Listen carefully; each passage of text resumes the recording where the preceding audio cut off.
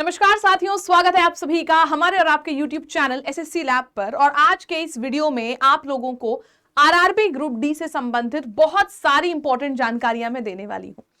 अच्छा, लोग तैयारी करना शुरू कर देते हैं और तैयारी करने का या कोई भी जॉब पाने का एक सबसे बड़ा मोटिव होता है। पहला होता है सेटलमेंट और दूसरा होता है उसकी तनख्वाह यानी कि सैलरी।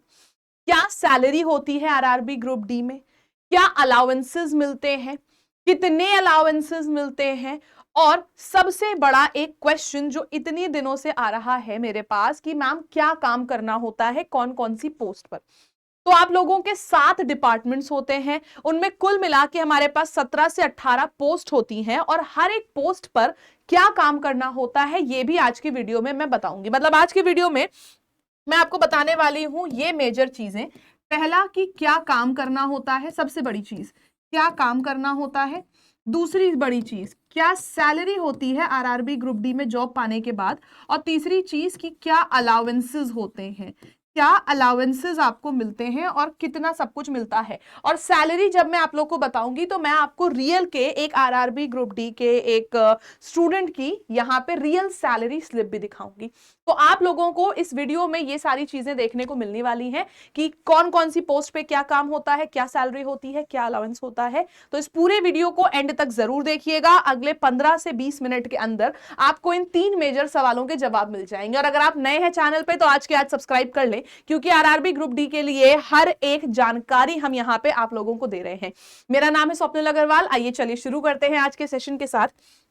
सबसे बड़ी चीज आती है कि आरआरबी में सिलेक्शन का प्रोसेस क्या है। तो ये बात हम कई बार जान चुके हैं, एक बार फटाफट से देख लेते हैं कि आपको पहले देना होता है एक कंप्यूटर बेस्ड टेस्ट। हाल ही में पेपर में एक न्यूज आई जिसमें बता रहे थे कि सीबीटी 1 के साथ साथ अब सीबीटी 2 भी इंक्लूड किया जा सकता है।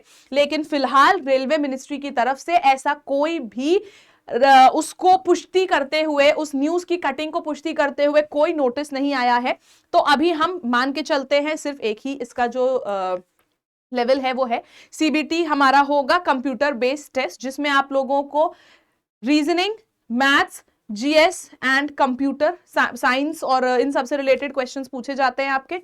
आप लोगों का कंप्यूटर बेस्ड टेस्ट होगा सीबीटी। फिर उसके बाद आएगा फिजिकल एफिशिएंसी टेस्ट, जिसमें आप लोगों से वही फिजिकल आप लोग कितने केपेबल हैं, फिजिकल कैपेबिलिटी आपकी चेक करी जाएगी। दौड़ना होगा, वेट कैरी करके चलना होगा, ये सारी चीजें होंगी। और लास्ट में आता है हमारा डॉक्यूमेंट वेरिफिकेशन एंड मेडिकल। तो 3 स्टेप होते हैं इसमें सिलेक्शन लेने के। एग्जाम के फॉर्म भरना कब से शुरू होगा? अब फॉर्म भरना शुरू होगा हमारा 23 जनवरी से। जैसा बोला जा रहा है 23 जनवरी को आएगा आरआरबी ग्रुप डी का फॉर्म और 23 जनवरी से लेके 22 फरवरी तक फॉर्म भरे जाएंगे। आप 23 जनवरी से लेके 22 फरवरी तक कभी भी इस फॉर्म को भर सकते हैं। फिर आती है बात, ये सब वो चीजें हैं जो आपको ऑलरेडी मालूम है। एप्लीकेशन फीस जनरल ओबीसी के लिए 500 रुपए है आप लोगों की फीस। 500 रुपए फीस है, जिसमें से 400 रुपए का अमाउंट आपको रिटर्न कर दिया जाएगा जब आप सीबीटी 1 में अपीयर होगे। 500 रुपए लेंगे लेकिन 400 वापस कर देंगे। और यहाँ पे जो एससी एसटी पीडब्ल्यूडी विमेन या ईएसएम या ट्रांसजेंडर है, इनसे सिर्फ 250 रुपए लेंगे और पूरे के पूरे 250 वापस भी कर देंगे। आप लोगों को फॉर्म भरने का जो पैसा लेंगे वो आपको वापस भी कर दिया जाएगा। ठीक है, ये तो वो सारी चीजें हो गई जो हम ऑलरेडी डिस्कस कर चुके हैं। अब आती है एलिजिबिलिटी की कौन कौन एलिजिबल है इस फॉर्म को भरने के लिए। तो या तो आप 10वीं पास हो, या तो आईटीआई हो आपके पास, या तो आपके पास एनएसी का सर्टिफिकेट हो, नेशनल अप्रेंटिसशिप सर्टिफिकेट। अगर आपके पास इन तीनों में से कोई भी क्वालिफिकेशन है तो आप आरआरबी ग्रुप डी के फॉर्म को भर सकते हैं। ऐसा जरूरी नहीं है कि आईटीआई है तभी भरोगे। या आईटीआई या 10th पास या एनएसी का सर्टिफिकेट, तीनों में से कुछ भी है तो आप इस फॉर्म को भर सकते हैं। ठीक है, ये है आपकी एलिजिबिलिटी। एज लिमिट है 18 से लेके 33 साल और कब से कैलकुलेट करी जाएगी? 1 जुलाई 2025 से उम्र कैलकुलेट करी जाएगी। 1 जुलाई 2025 से उम्र कैलकुलेट करी जाएगी। अभी फिलहाल बता रहे हैं कि 56,000 वैकेंसी हो जाएगी, ऐसा होगा वैसा होगा, लेकिन जो आरआरबी की तरफ से जो ऑफिशियल नोटिस है वो बस इतना सा है कि 32,438 वैकेंसीज हैं। ये तो वो सारी चीजें हैं जो हम ऑलरेडी जानते हैं। अब यहाँ पे वो अब देखते हैं जो हम नहीं जानते हैं। हम देखने वाले हैं आरआरबी ग्रुप डी में क्या सैलरी होती है और क्या अलाउंसेस होते हैं। सैलरी की अगर बात करी जाए तो आप लोगों की सैलरी जो होती है वो तीन टाइप की सिटीज की अलग अलग होती है, city X, city Y and city Z, जैसे कि मैंने आपको अभी दिखा रही हूं। आरआरबी ग्रुप डी का जो सैलरी स्ट्रक्चर होता है वो इस चीज पर डिपेंड होता है कि आपकी लोकेशन कहां पर है, आपकी पोस्टिंग कौन सी सिटी में हुई है। लोकेशन ऑफ पोस्टिंग पर डिपेंड होता है आपका जनरली, जिसको हम सिटी एक्स, वाई और जेड में क्लासिफाई करते हैं। ठीक है, आपकी सैलरी में जो बेसिक पे होती है वो तो इंक्लूडेड होती ही है, साथ ही साथ आपको कई सारे अलाउंसेस भी मिलते हैं। आइए देखते हैं city X, Y and Z यहां पे है। अब देखो, सबसे पहला जो बेसिक पे होती है वो 18,000 होती है, चाहे आप कहीं पर भी हो। सिर्फ अलाउंस की वजह से सैलरी में डिफरेंस आता है। बेसिक पे सबकी 18,000 होती है। अब डियरनेस अलाउंस आपका 40%, डियरनेस अलाउंस जो है वो 40% से ज्यादा होता है बेसिक का। More than 40% of basic, more than 40% of basic, ये सिटी एक्स, वाई, जेड सब में सेम है। फिर आता है एचआरए, हाउस रेंट अलाउंस। अब देखिए, कुछ ऐसी जगह होती है, देखो इसमें डिफरेंस क्यों आता है। देखो, कुछ ऐसी जगह है जहां पे आपको 2,000 रुपए का भी एक कमरा मिल जाएगा, ठीक है, रेंट पे। कुछ ऐसी जगहें होती हैं जहां पे आपको 7-7, 8-8 हजार रुपए के कमरे मिलते हैं रेंट पे। तो हाउस रेंट जो होता है वो सिटीज के हिसाब से डिफरेंट होता है। जो और ज्यादा महंगी, मुंबई जैसी शहर में अगर आप जाते हो, एक सिंपल सी बात समझो, मुंबई जैसी शहर में एक छोटा सा कमरा, उसका किराया भी 20-20, 25-25 हजार रुपए होता है। और वहीं पे अगर हम एक छोटी सिटी में है तो वहां पे हमको 2-2.5 हजार रुपए में भी कमरा मिल जाता है। इस वजह से आपका जो एचआरए होता है, जिसको हम हाउस रेंट अलाउंस बोलते हैं, वो अलग अलग होता है। हाउस रेंट अलाउंस जो होता है वो एक्स सिटी में होता है 27%, वाई सिटी में होता है 18% और जेड सिटी में होता है 9%। ठीक है, एक्स वाई जेड सिटी में 9 के मल्टीपल में होता है 9, 18, 27। ठीक है, ये हो जाता है हम लोगों का एचआरए। फिर आता है ट्रैवल अलाउंस। ट्रैवल अलाउंस यानी कि ट्रैवल में आपका जितना खर्चा होता है, यानी कि आप अपने घर से लेके ऑफिस पहुंचने तक, जो आपका वर्क प्लेस है वहां पहुंचने तक जितना भी ट्रैवल करते हो, उसका खर्चा भी आप लोगों को मिल जाता है। लेकिन ये भी डिपेंड होता है लोकेशन पर, ये पूरा डिपेंड होता है लोकेशन पर। अप्रोक्सीमेटली अगर देखा जाए तो सिटी एक्स में अगर आप सिटी एक्स में आपकी पोस्टिंग होती है तो अप्रोक्सीमेटली आप अगर रेलवे आरआरबी ग्रुप डी में सेलेक्ट हो जाते हैं तो अप्रोक्सीमेटली आपकी जो तनख्वाह है वो बनेगी 28,000 रुपए। 28,000 रुपए सिटी एक्स की है। फिर सिटी वाई जो उससे थोड़ा सा नीचे है वो बनती है 27,000 रुपए, 1,000 रुपए कम। और जो इससे थोड़ा सा और नीचे है सिटी जेड, उसमें बनती है लगभग 25,500 रुपए। 25,500 रुपए ये बनती है हमारी सिटी जेड में सैलरी। ये हम लोगों की बनती है 28,000, 27,000 और लगभग 25,500 रुपए सैलरी बनती है। ये पूरा का पूरा सैलरी स्ट्रक्चर है। अब ये कैलकुलेशन कैसे होता है इन हैंड सैलरी, आइए देखते हैं। मैंने कहा कि बेसिक पे है हमारी 18,000, ठीक है। फिर अभी हुआ था डियरनेस अलाउंस, ये 40% ऑफ बेसिक पे से ज्यादा होता है, ठीक है। सपोज मैं टीयर 1, देखो सिटी एक्स वाई जेड ये क्या है, tier 1, tier 2 and tier 3 cities, ठीक है। सपोज मैं सिटी एक्स की बात करूं जहां टीयर 1 सिटी है, जहां 27% मिल रहा है, एचआरए मिलेगा 27% ऑफ बेसिक। तो हमने क्या देखा, ट्रैवल अलाउंस। अब ट्रैवल अलाउंस की बात करी जाए तो 3600 प्लस 432 रुपए डीए ऑन टीए। समझना बेटा, 3600 रुपए मिलता है आपको ट्रैवल अलाउंस, ठीक है। और इस 3600 रुपए पर 432 रुपए एक्स्ट्रा मिलता है आपको डीए ऑन टी, यानी कि ट्रैवल अलाउंस पर भी डियरनेस अलाउंस मिलता है। तो टोटल मिला के जो ट्रैवल अलाउंस है टीयर 1 सिटी में वो हमको मिल गया 4,032 रुपए का। ट्रैवल अलाउंस भी मिल गया 4,032 रुपए का। तो टोटल अगर हम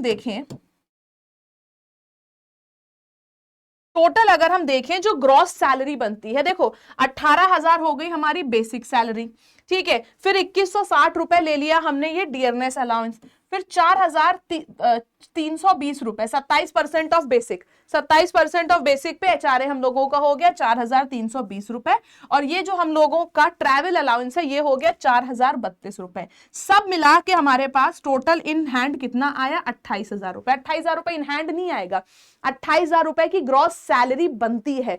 इसमें कुछ डिडक्शंस भी होते हैं, डिडक्शंस होते हैं लगभग 2,000 से 3,000 रुपए का डिडक्शन होता है। और अगर आप सैलरी अगर आपकी सैलरी 28,000 बनती है, 2-3 हजार रुपए के डिडक्शन के बाद आपकी सैलरी पड़ती है जाके वही कुछ 25,000 के करीब, अगर आप टीयर 1 सिटी में है तो।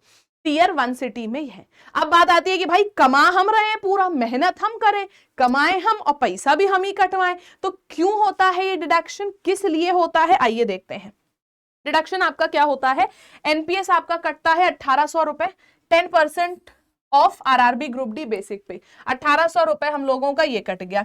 प्रोफेशनल टैक्स 200 रुपए, बहुत कम है, बहुत खुशनसीब होगी, सिर्फ 200 रुपए कट रहा है टैक्स के नाम पे, बहुत खुशनसीब हो आप। 1,800 और 200, फिर सीजीआईएस कुछ ना कुछ करके ये आपका 30 रुपए इधर कट गया, और इनकम टैक्स एज एप्लीकेबल, जो जिस भी स्लैब में आप आते हो इनकम टैक्स आपका उतना, तो कुल मिला के लगभग 2,000 से 3,000 रुपए यहाँ पे हमारा कटता है। और इन हैंड हमको टीयर 1 सिटी में है तो इतना मिलेगा, मतलब जितना भी आपकी ग्रॉस सैलरी बन रही, सपोज यहाँ 28 बन रही, 3,000 कम 25,000 आपके हाथ में आएगी, यहाँ पे भी 3,000 कम 24,000 आएगी, यहाँ पे भी 3,000 कम वही 22,500 आएगी इन हैंड सैलरी।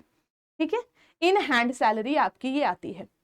ये तो हो गया हम लोगों के कि क्या क्या अलाउंसेस हैं जो हम लोगों को मिलते हैं इसमें। इसके अलावा और भी कई सारे अलाउंसेस हैं जो आपको मिलते हैं, कई सारे अलाउंसेस हैं जो हम लोग को मिलते हैं। जैसे एक आता है हम लोगों का किलोमीटर अलाउंस। किलोमीटर अलाउंस यानी कि जैसे टारगेट होता है ना हर एक पर्सन का, उसी तरीके से किलोमीटर अलाउंस होता है। ये कब प्रोवाइड किया जाता है, it is provided based on kilometres covered by employ during the official duties.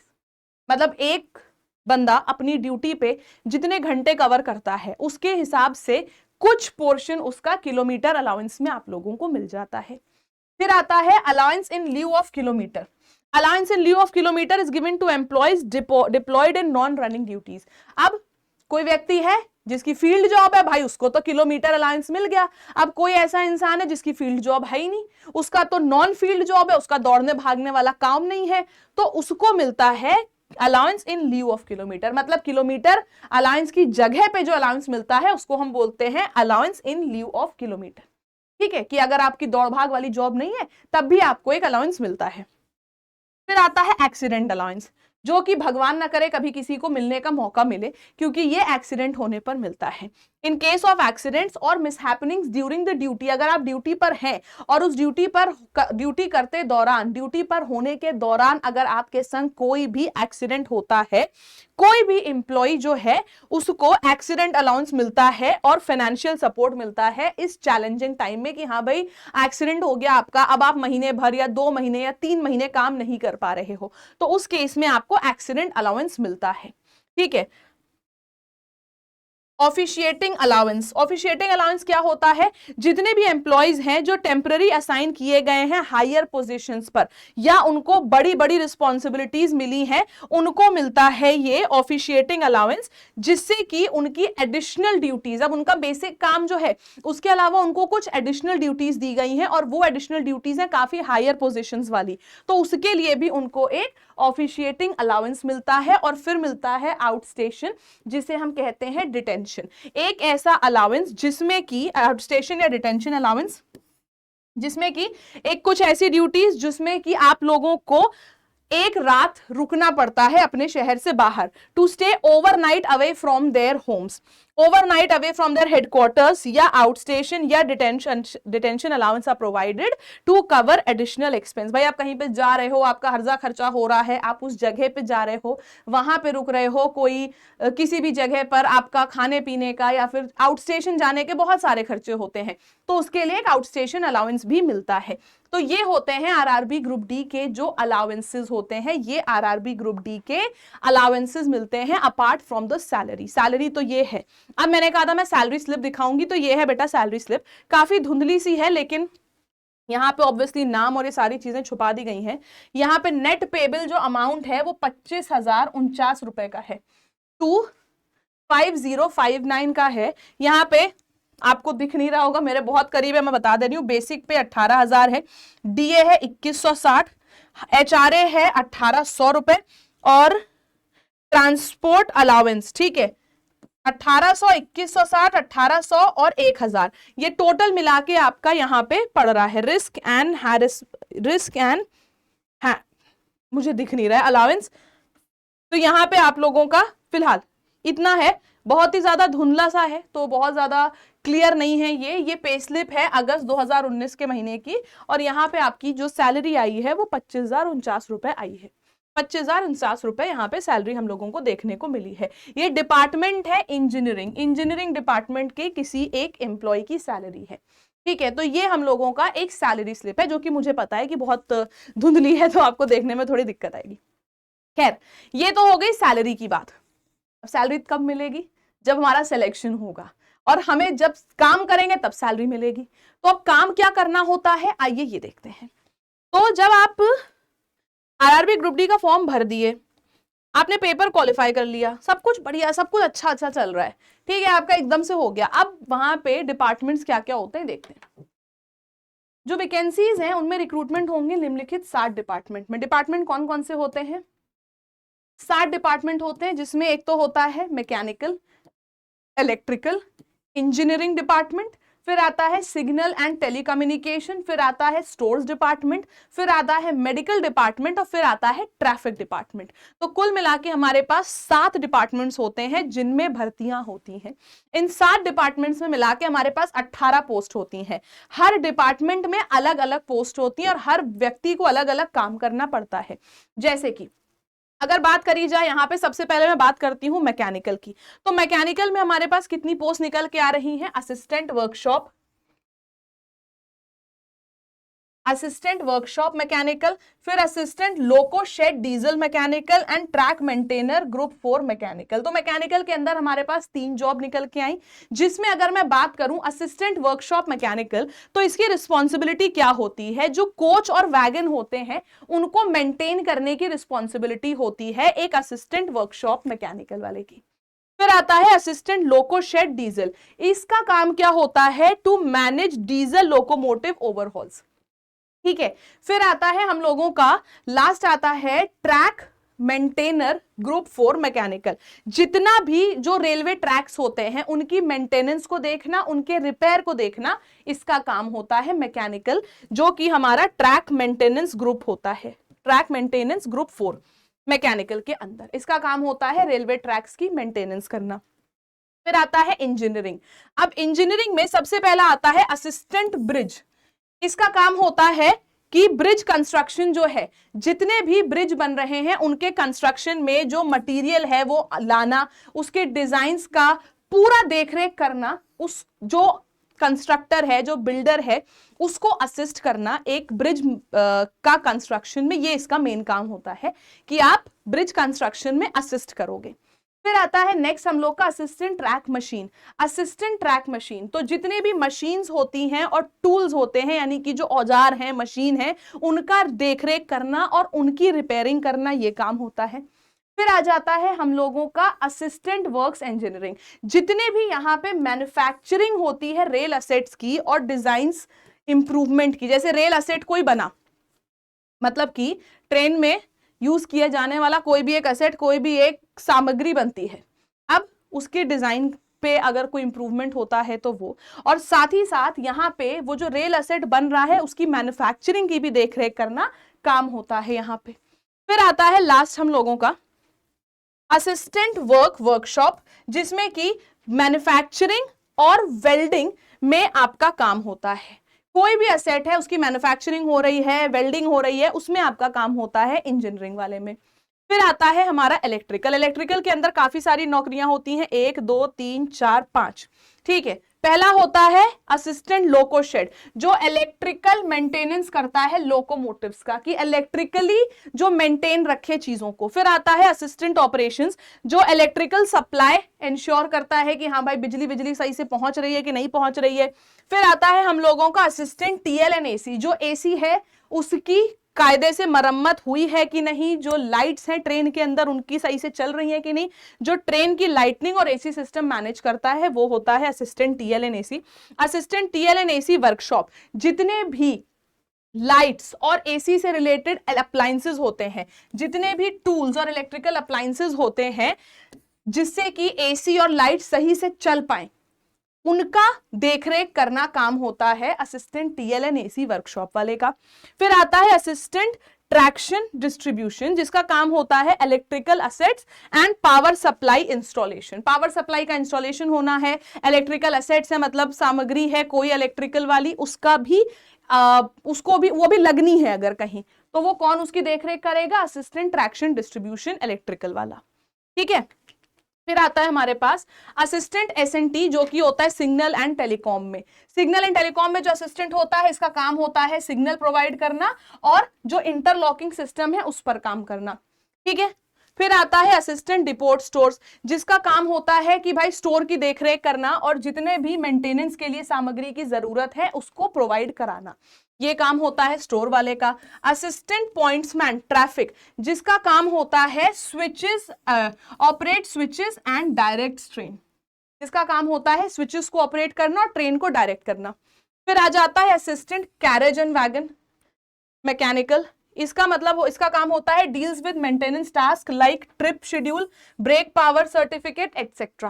And last जो हमारा होता है हॉस्पिटल असिस्टेंट, जो मेडिकल वाली नौकरी होती है, उसका काम होता है provide medical care to passengers and maintains medical equipment. की मान लो अगर कोई भी व्यक्ति है, कोई पैसेंजर ही है, कोई इंजरी हो गई, कोई दिक्कत आ गई, तो वहां पे हॉस्पिटल असिस्टेंट जो मेडिकल होता है इसका मेन काम आता है। ठीक है। और ये तो हमारी स्टेप वाइज जो पोस्ट है अलग अलग, आपने देखा कितनी पोस्ट यहां पे निकल के आई है, 1 2 3 4 5 6 7 8 9 10 11 12 13 14 15 16 17 पोस्ट हमारी निकल के आई। भाई मैंने कहा था 17-18 के करीब हमारी पोस्ट होती हैं। इन 7 डिपार्टमेंट्स में टोटल मिला के हमारी 17 पोस्ट होती हैं, जिनका काम क्या क्या होता है ये मैंने आपको बता दिया। ओवरऑल अगर बताऊं तो रेलवे में आरआरबी ग्रुप डी के पदों पर काम करने वाले कर्मचारियों की जिम्मेदारियां कुछ इस प्रकार होती हैं। सबसे पहला होता है पटरियां, रेल कोच विभाग, स्टोर वगैरह का रख रखाव करना।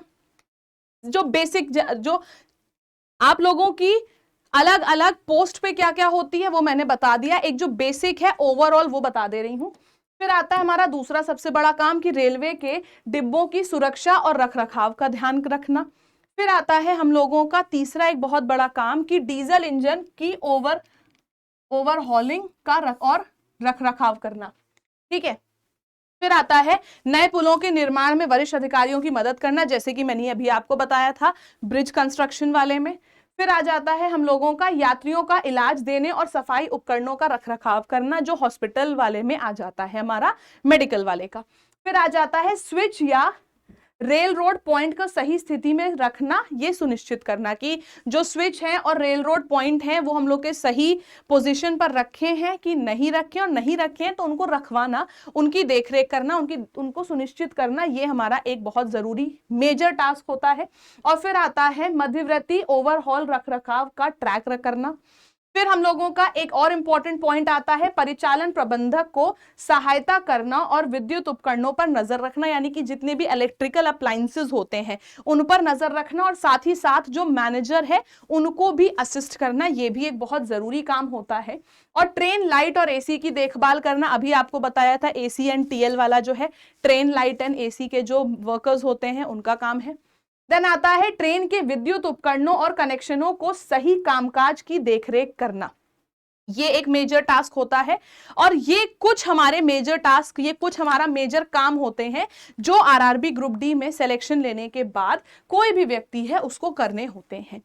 डिपार्टमेंट्स होते हैं हमारे 7, जिसमें टोटल होती हैं 17 पोस्ट। अब वो आपको कौन सी पोस्ट भरनी है ये आपकी चॉइस होती है। तो इसी तरीके के और बेहतरीन आरआरबी ग्रुप डी के वीडियोस लेके हम आते रहेंगे। मैं स्वप्निल अग्रवाल आप लोगों के लिए डेली बेसिस पे एक क्लास भी लेती हूं 12 बजे। 12 बजे रीजनिंग की क्लास होती है, जिसमें आप लोगों को मैं कंप्लीट रीजनिंग कराती हूं। पूरा का पूरा सब्जेक्ट जो है रीजनिंग का वो टॉपिक वाइज कवर करा रही हूं 12 बजे। तो आप लोगों को डेली बेसिस पे 12 बजे मेरी क्लास में आना है 12 PM पर। उससे पहले 9 बजे होती है मैथ्स की क्लास, 10 बजे होती है जीएस की क्लास, 11 बजे आपका खाली है और 12 बजे होती है हमारी मैथ रीजनिंग की क्लास। तो इस क्लासेस को आप जरूर देखें अगर आप रेलवे ग्रुप डी की तैयारी कर रहे हैं तो।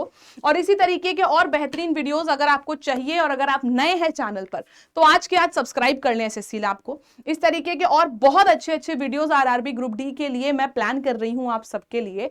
तो ये मैंने आज की वीडियो में आपको सैलरी बताई, क्या क्या अलाउंसेस मिलते हैं ये बताया, और क्या क्या काम करना होता है ये बताया।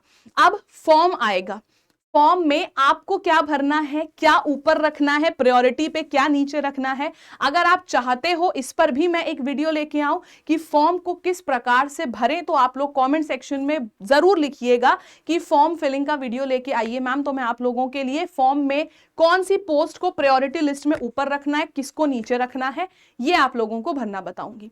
आई होप आप लोग को वीडियो अच्छा लगा है तो लाइक जरूर करिएगा, नए हैं चैनल पर तो सब्सक्राइब जरूर करिएगा। मिलते हैं अगले वीडियो में, तब तक के लिए जय हिंद जय भारत।